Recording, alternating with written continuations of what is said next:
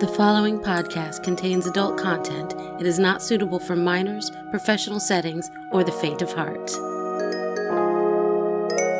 The stories you're about to hear are recorded live at Petra's in the historic Plaza Midwood, Charlotte, North Carolina. Foreplay Goes South is open mic storytelling. Hosted monthly by Metanoia, attendees share their intimate, sultry, salacious tales.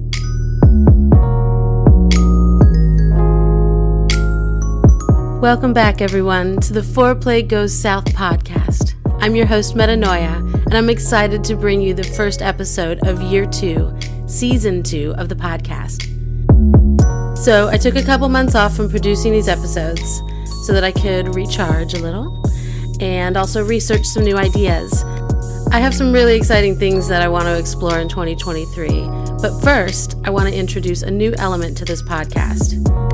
For the first year, I've brought my listeners the recordings from my monthly live events, but I know there's more people out there with a story to tell. So I want to open up opportunities for others to have their stories recorded virtually.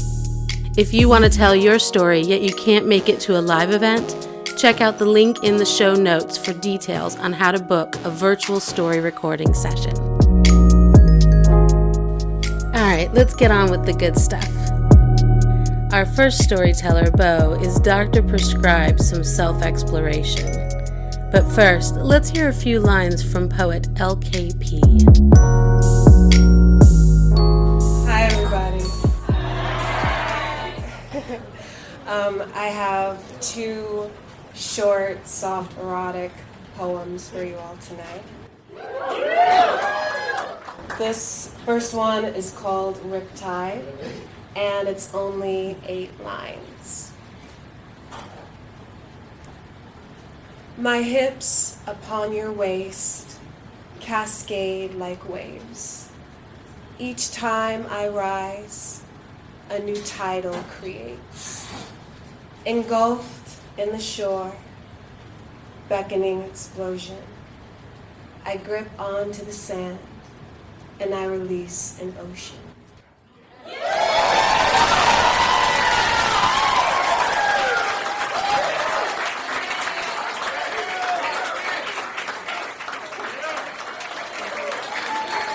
Bo, did you put your name in here or did you not? Yeah, I was supposed to be the bottom. Oh no, them's the breaks. You can do this. Everybody's here. First timer, everyone. Okay, hi, I'm tall. Okay, hi, wow, this is a lot. I was gonna read a poem, I'm a poet, but that seems a little lame now. And I thought I would dust off my old blog from like 21-year-old me, who was still a virgin, who had just lost her virginity, and the most embarrassing day I ever had. So please forgive my shaking knees and my shaking voice and my lame writing skills at this point in my life.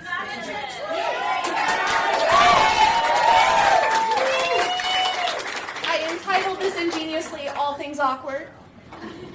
I am an awkward person. In fact, I kind of suck at being human. Walls appear out of nowhere, floors develop invisible obstacles, and my brain doesn't always tell my mouth when it's time to stay shut. Still true. Loud noises make me jump, and humans make me nervous. That's why I prefer dogs, but that's beside the point, so it's safe to say I'm an awkward person, and I acknowledge this fact. And I've learned that the only way to handle this is to laugh at myself, constantly, loudly, and unabashedly. I embrace my embarrassment and wear it like a cape, cocooning myself in the cushions of self-deprecation and sarcasm. So what happens when you put an awkward person in an awkward situation? You reach a whole new realm of awkwardness, this fantastically insane level that I think God must have been having a jolly good time watching this play out. This was back when I was religious. What awkward situation, one might ask? An entire fucking day. I am here to tell you that going to the gynecologist isn't for the faint of heart. In an earlier post, I had mentioned having a new IUD, and for those of you wondering what IUD stands for in pre-TikTok era, it means intrauterine device. That means it goes inside the uterus. Segue. The gynecologist wouldn't give it to me until I lost my virginity, which is why this post happened. Sweet mother of God, did that hurt like a son of a bitch going in. I shall spare you the gory details of the process, and simply put, it is feeling an immense pressure and severe pain, and that absolutely no one deserves to feel. Skipping. On the day that I was implanted, I cursed my poor doctor to the depths of Hades. I promised myself I'd make that nurse cry too for talking me into this. I implored God to open a hole in the earth and swallow me up. After the procedure, I gathered my scattered wits, picked up the pieces that were left of my pride, and limped my way out to the car. No amount of drugs could have helped me. Lord knows the amount I'd taken should have worked some small miracle. You'd think 2 hydrocodone and 2 Xanaxes would have helped even a little bit? No, not even close. Today wasn't implant day, though. I had the procedure a little over a month ago. Today was a checkup. The only reason I went to the appointment was because I held on tight to the knowledge that this would be it for 5 years. I won't have to worry about it again for 5 fucking years. The checkup goes as planned. IUD is in place, no big deal. Trimmed the strings a bit so they quit poking me. Yes, they poked me down there. Then the doctor asked me if I have any questions, and me being the extremely awkward person I am, with no brain-to-mouth filter, I asked the doctor if it's normal for me to always hurt during intercourse. He asked me a few questions on when it hurts, where it hurts, if different positions make it better. He then determines that I just have overactive muscles down there. Now you have to understand, my doctor is a male in his mid to late 40s who is basically a very reserved geek. So he looks at me and tells me in no uncertain terms that the best way to fix this problem is to masturbate. Did he really just say that? So to me, being the awkward human I am, I asked him, is it obvious that I don't use it that much? Like, are there cobwebs for me down there? By this point, we both have turned all shades of red on the color spectrum, and the nurse bursts into laughter, and I follow suit, and suddenly the matter passes, and I feel better. After my appointment with my now slightly amused gynecologist, I have an appointment with my therapist because I double up on appointments because I'm a boss. My mother had recently started attending my sessions with me. Cringe, I know. Yeah, you know, it's fine. And the session's rolling along, and she randomly decides to rat me out. I'm a former self-harmer, and this was in a time when I had relapsed, and my family didn't get it. My therapist put it perfectly, and she said, I'm paraphrasing here, that cutting releases a chemical reaction in the brain not unlike that of an orgasm. That it's an outlet and a source of relief when someone is too overwhelmed. She then said I should replace cutting with masturbating. So that's a healthy reaction, or action to reaction. So within 5 hours of each other, I had 2 different doctors tell me I should masturbate. Excuse me while I go crawl under a rock. Who the hell has shit like this happen to them? 21, just pop the cherry, you know? And within a month, 2 doctors, within 5 hours, tell me to masturbate. So my lesson today was, well, that day was that I needed to start masturbating. Now, 8 years later, let me just say, they were right.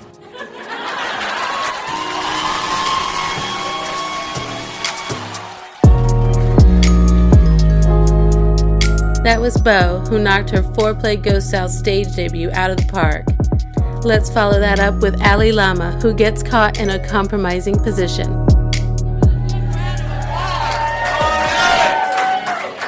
Oh, please be so kind. Well, hi everyone, Allie.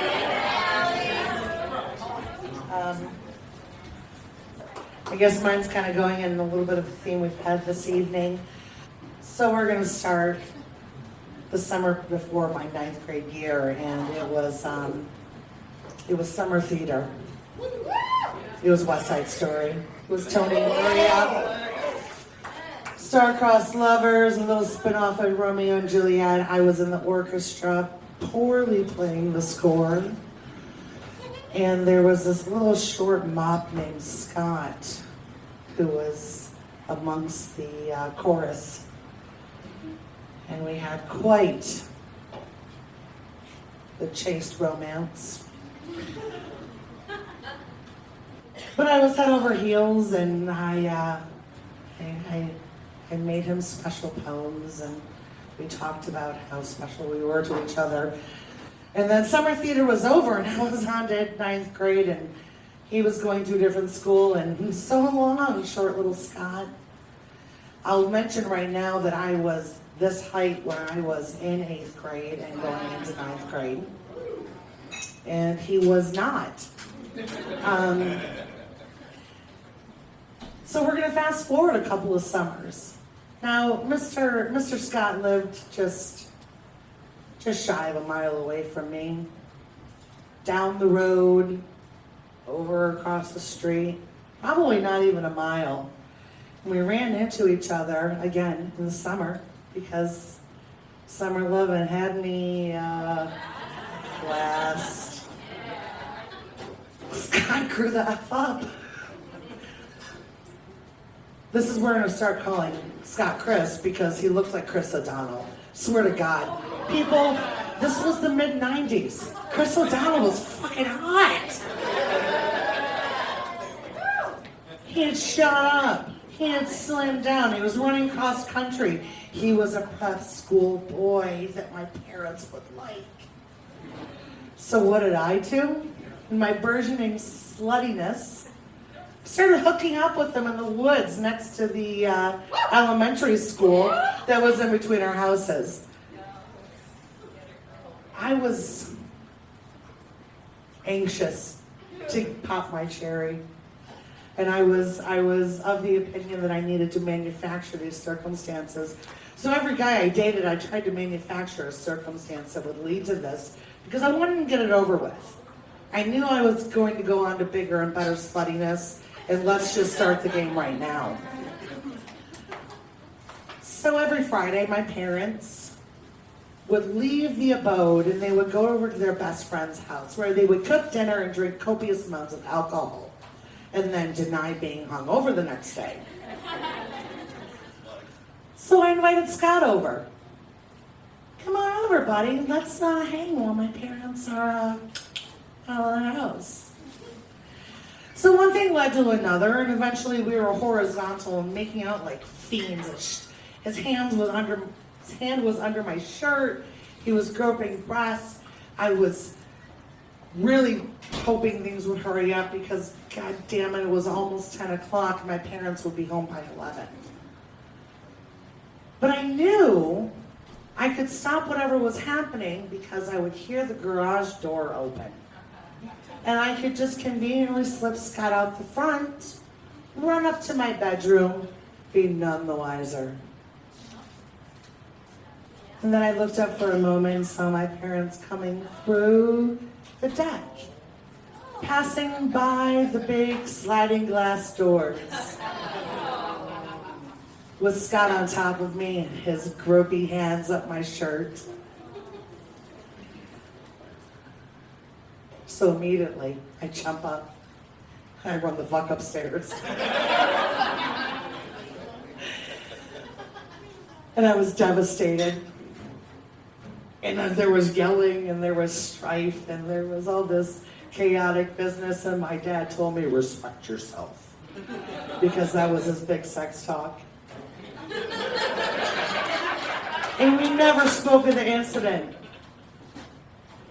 For years. Because my parents, though Jewish, are really waspy. They don't like to talk about things. So, we're going to fast forward to 2021.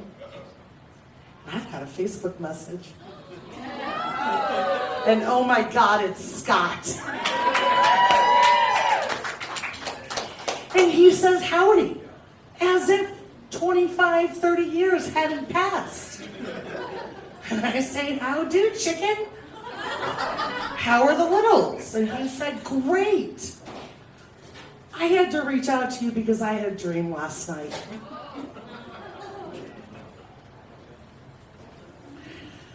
And you should know I have this recurring dream. And I have for the past 25 to 30 years. And it's me standing with your father in the foyer of their house, waiting for my parents to pick me up, and I have a raging heart-on.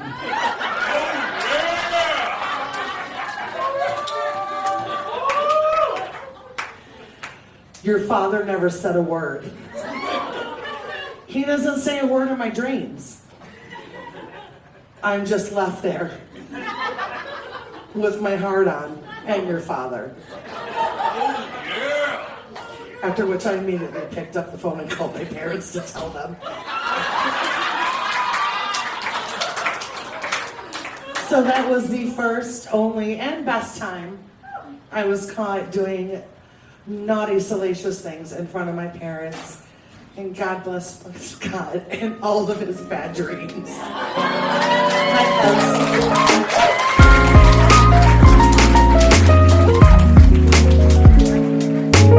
Our next storyteller is Mario, another first-timer with a story of his own first experience.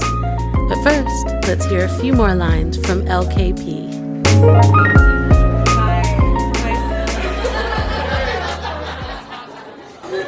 My second poem is called Necktie.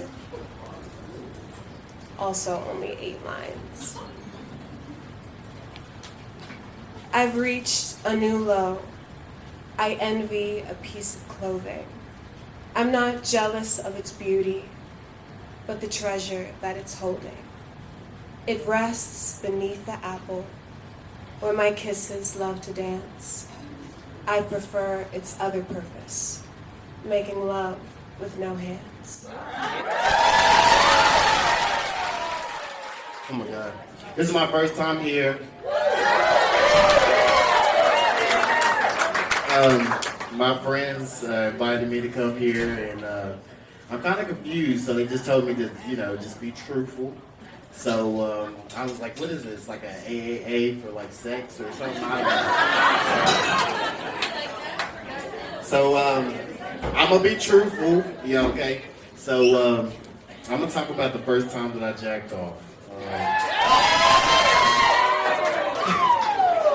Yeah, I'm super nervous. The first time that I jacked off, I was really young. I was staying with my parents. I was about 24 years old. So I was staying with my parents, and my friends, they used to pick on me all the time. They'd be like, "You get some pussy yet?" And I'll be like, "Of course." And they would be like, "You lying. So what did it feel like?" And I'll be like, I don't know. I'm lying. You know what I'm saying? So I said, fuck it. I'm just going to make a pussy.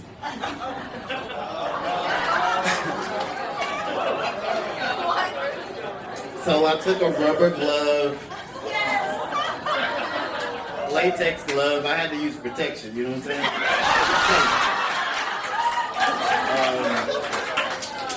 I had 3 rubber bands and 2 popsicle sticks. And,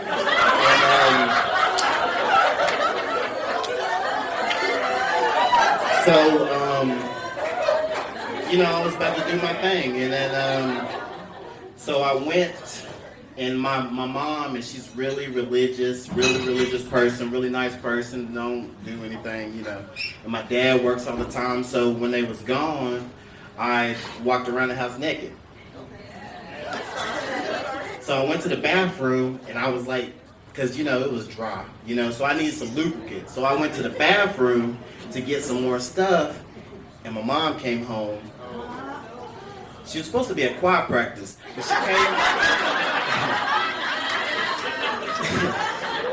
she came home, and so I was stuck in the bathroom, and there wasn't no towel, there wasn't no clothes, nothing. So I was stuck in the bathroom.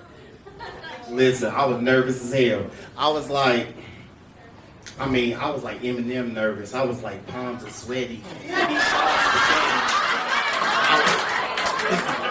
I only got 1 shot to get across the room.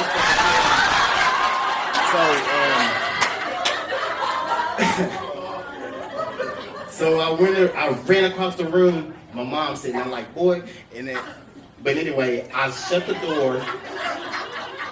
Seriously. I shut the door, locked it. I had everything I needed to do. I had everything. I had my Jet magazine. I'm old, so this is back in the day. I had my Jet magazine. What did I have? I had my yearbook. Y'all know I'm not lying, right? I had my yearbook in the teacher staff section.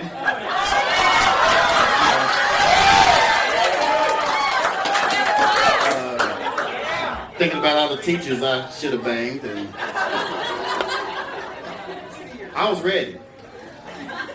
I waited about 5 minutes, things got quiet, and I was just like, okay, cool. She done went back to choir practice. Boom. So, I took everything that I had and I poured everything in my little glove, stuck it in. Y'all laughing, but y'all did this shit. So I was ready. And I screamed loud as hell. I was like, And then, listen, this is a true story. I don't lie. I'm not telling jokes. My mom, she a Christian woman. My mom kicked the door down and said, she said, who the fuck used all my goddamn lotion?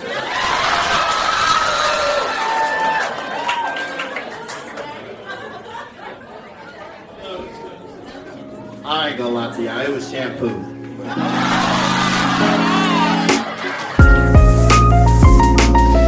In this last story, Ms. Katlyn James is alive and awake and in action. My name is Ms. Katlyn James. Ms. James, if you're nasty. So that didn't come naturally. Here's what I want y'all to get. I am a 52-year-old woman who feels fat and old.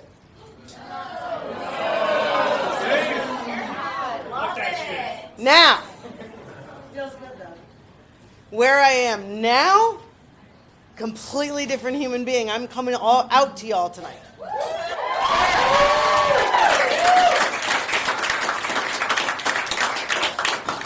So there I am in my bed, naked, post-coital, happy, satisfied, and ready for the next round. And I'm there with my man, Josh, who is sexy as fuck and younger than me. And we're in that phase, where you're just kind of like talking about stuff and fantasizing, just taking a break to wait for him to get roaring again, because I'm still revving. I got to wait for him to catch up, so we're chatting. And he says to me, if you were a porn star, what would your name be? I was like, are you kidding me? That's like the oldest, stupidest thing ever. Oh, I don't know. I would be like Sex Kitten, or I would be like Jade Sexy. Like, who knows, right? Like random names. And then blam! I would be Miss Katlyn James. And y'all, I got to tell you, it was like coming home. I settled in to who I am. And it was amazing. And he says to me, who's Katlyn James? Tell me who she is. Oh, she's a cougar, baby. She is a cougar. You got to keep up with her. She is curvy. She is sexy, and she is generous and loving as hell. And you got to earn this. And he's like, all right, well, who would be Miss Katlyn James' playmate? Huh, who's that guy? Oh, his name is Jake. And Jake is a college student, and he lives next door with his mama. And he shows up once in a while, and he offers to do favors for Miss James. So Miss James invites him over and says, hey, I need you to do a couple things in my house. He says, all right, what do you need, Miss James? Anything for you.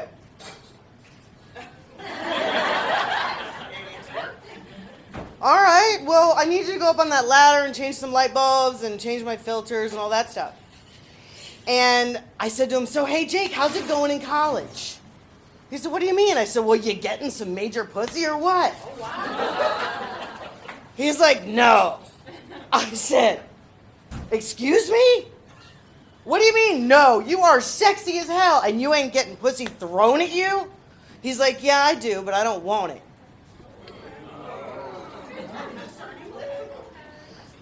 I said, what do you mean you don't want it? He said, college girls are stupid.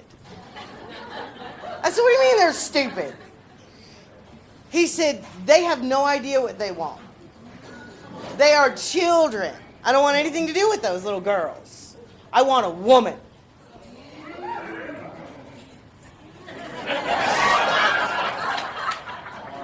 Cricket, cricket. And I said, well, what is it about older women that you like?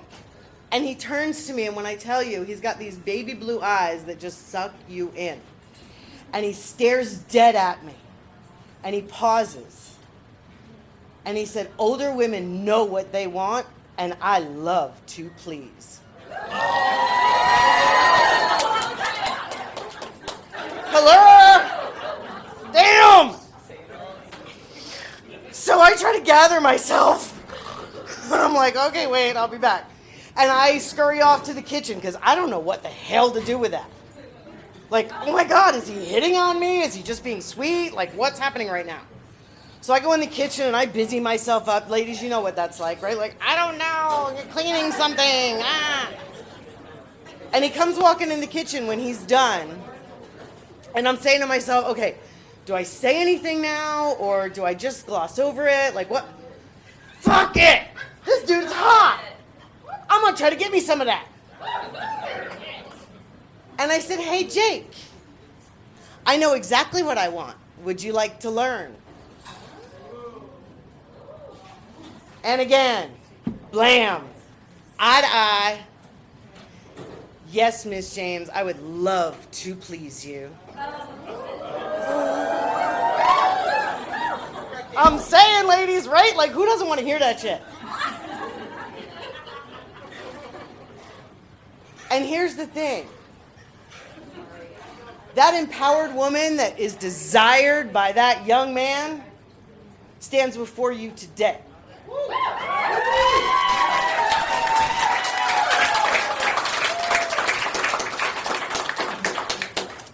And she fully gets that she doesn't need a college kid to tell her how hot she is.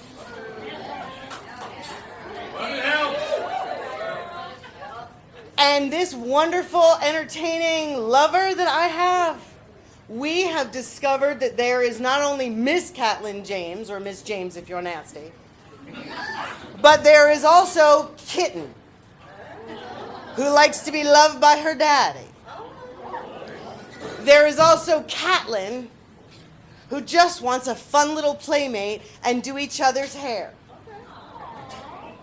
And he is all of that and more. And he has discovered Jake. He has discovered Jesse.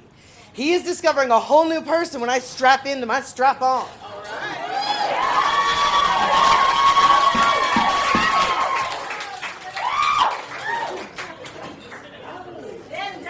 Ladies, thank you. Everyone, thank you very much. I am looking forward to being with all of you in future, and stand proud.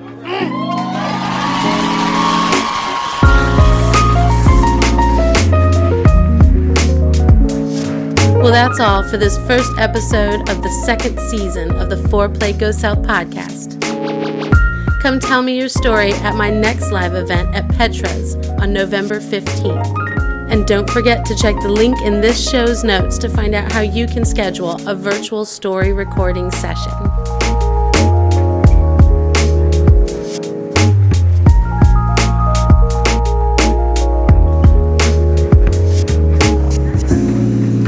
This episode of Foreplay Goes South podcast was recorded and produced by event host and podcast creator Metanoia.